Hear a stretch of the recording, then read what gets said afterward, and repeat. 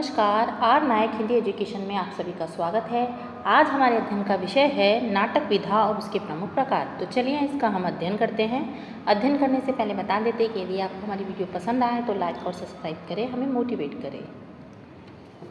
देखिए, नाटक की विधा जो है, नाटक साहित्य वह विधा है जिसमें संवाद, अभिनय और मंचन के माध्यम से जीवन की घटनाओं को प्रस्तुत किया जाता है, जिसे देखने और सुनने दोनों में आनंद मिलता है। सरल शब्दों में कहें, जो साहित्य मंच पर अभिनय के रूप में प्रस्तुत किया जाता है उसे क्या कहते हैं? नाटक कहते हैं। यानी सिंपल तौर पे आप जितने भी टीवी में प्रोग्राम देखते हैं या जितने भी नाटक या सीरियल देखते हैं, तो उसमें देखते हैं ना, किसी एक स्टोरी को उठाकर वो क्या करते हैं, नाटक के अभिनय के माध्यम से हमारे सामने प्रस्तुत करते हैं। तो सिंपल सरल शब्दों में कि कोई भी ऐसी घटना, कहानी, उसको आधार बनाकर क्या करते हैं, मंच में मंचन करते हैं और उसे सबके सामने प्रस्तुत करते हैं, तो वो क्या कहते हैं, उसे क्या कहते हैं? सिंपल सरल शब्दों में नाटक कहते हैं। देखिए, नाटक शब्द की उत्पत्ति नट धातु से हुई है। अब देखो, ये नाटक शब्द की उत्पत्ति कहाँ से हुई? नट धातु वस्तु से हुई है। भारतीय नाट्य शास्त्रियों ने नाटक को व्यापक रूप में ग्रहण किया है। भारतीय विद्वानों ने नाटक को ही भारतीय आचार्य से क्या क्या है, भिन्न रूप से ग्रहण किया है। भारतीय विद्वान नाटक को अभिनय कला या रस से जोड़ते हैं, किंतु पाश्चात्य विद्वान इसे क्या कहते हैं? ड्रामा कहते हैं।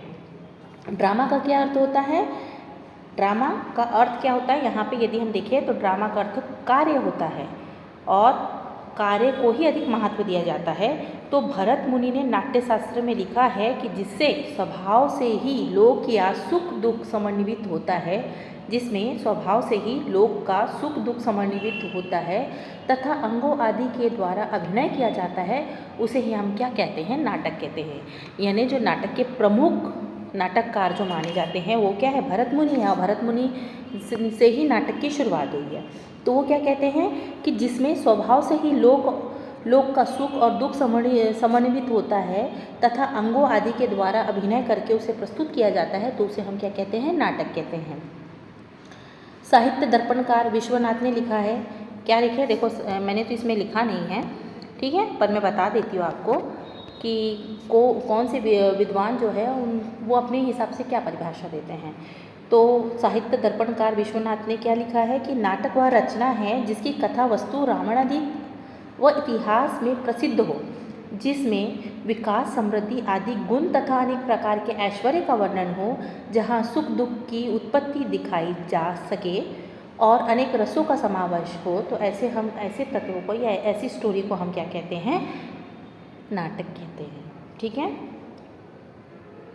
तो देखिए, सभी अलग अलग विद्वानों ने अलग अलग परिभाषाएं दी हैं, तो उसको हम देख लेंगे, जो आपको उपयुक्त लगता है वो हम बता देंगे। ठीक है।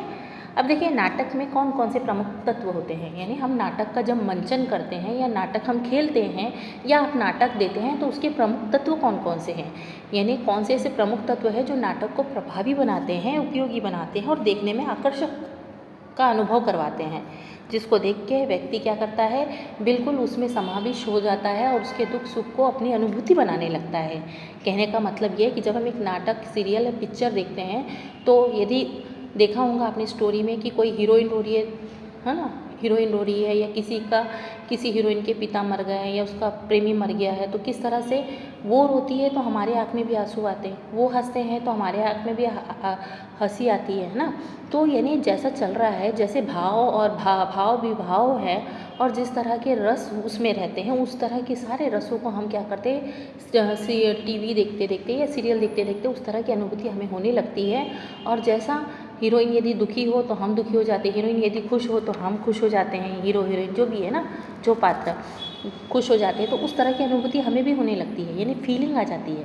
यानी पिक्चर, सिनेमा, साहित्य वगैरह जो भी देखते हैं, हम पढ़ते हैं, तो उसको देखने के बाद उसमें जो गुण रहते हैं, वो गुण को देखकर हमारे मन में भाव उत्पन्न होते हैं, हमारे मन में रस उत्पन्न होते हैं, हमें दुख सुख की अनुभूति होती है, कष्ट पीड़ा का अनुभूति होती है।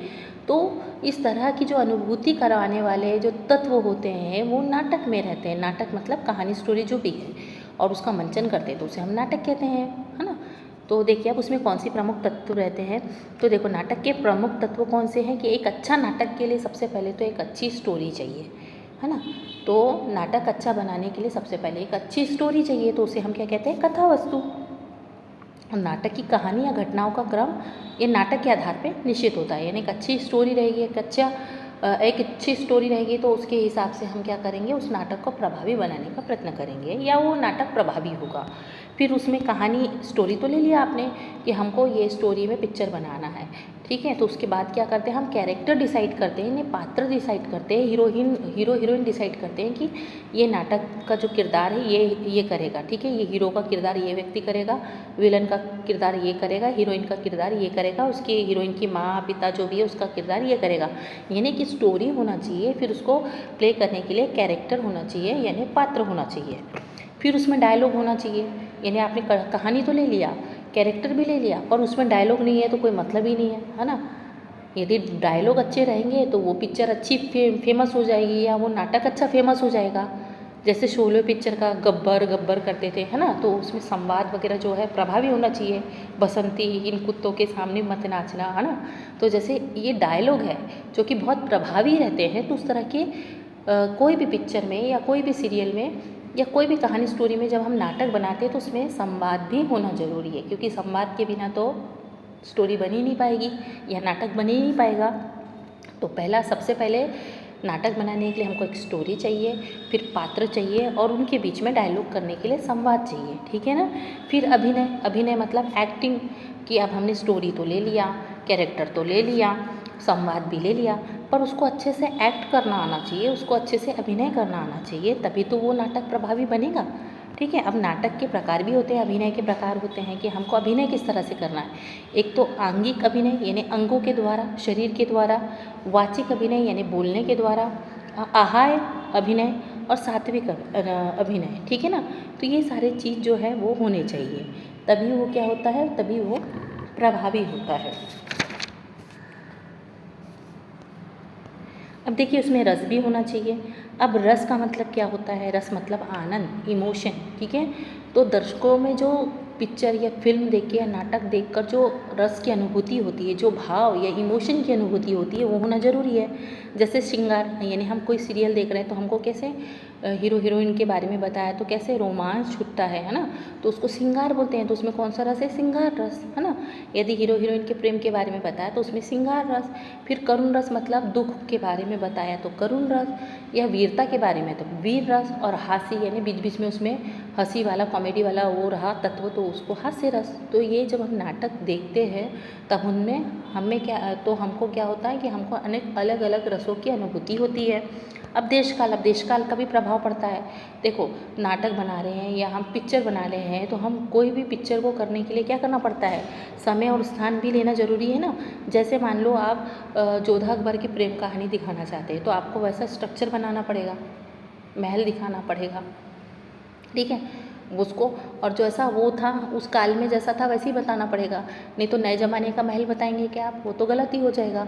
यदि जोधा अकबर को जैसे वो वेशभूषा पहनते थे वैसे ही, पर यदि उसको मॉडल वेशभूषा पहना सकते क्या, नहीं। तो कोई भी नाटक या पिक्चर बनाने के लिए जिस तरह का देश रहेगा, जिस तरह की वेशभूषा रहेगी, उसी के हिसाब से करना पड़ेगा। मैंने जैसे आपको बताया कृष्ण और राधा के बारे में बताया तो उनको ट्रेडिशनल ड्रेस पहनाना पड़ेगा, वेस्टर्न कपड़े पहना सकते क्या, नहीं।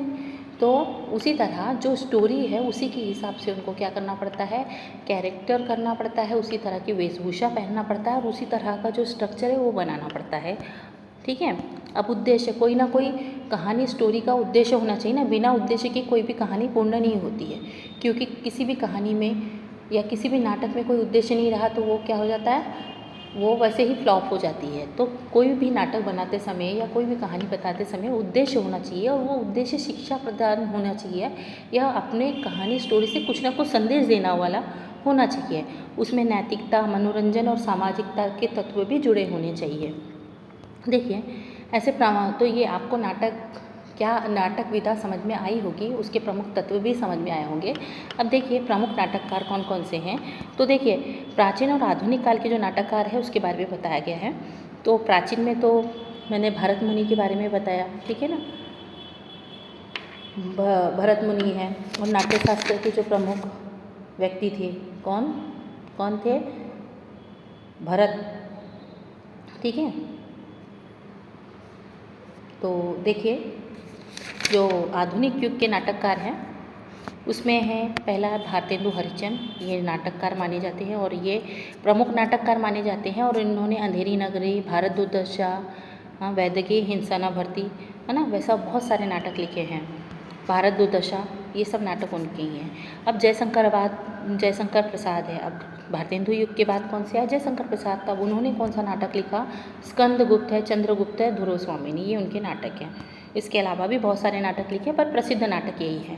लक्ष्मी नारायण मिश्र ने देखो अशोक सन्यासी, ऐसे बहुत सारे लिखे हैं, पर फेमस थोड़ा सा बता दिए हैं आपको।